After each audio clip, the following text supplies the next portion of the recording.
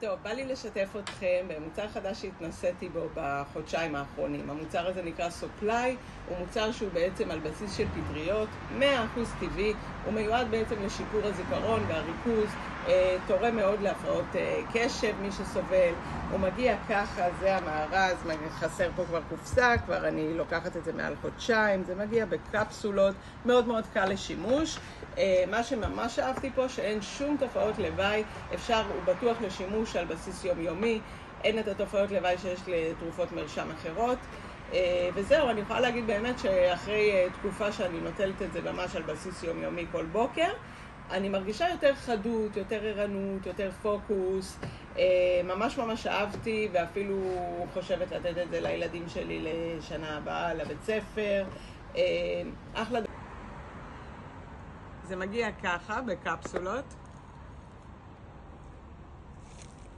זהו, לוקחים 2 ביום, עם כוס מים, מאוד מאוד פשוט, קל לשימוש, בלי תופעות לוואי, ממליצה ממש.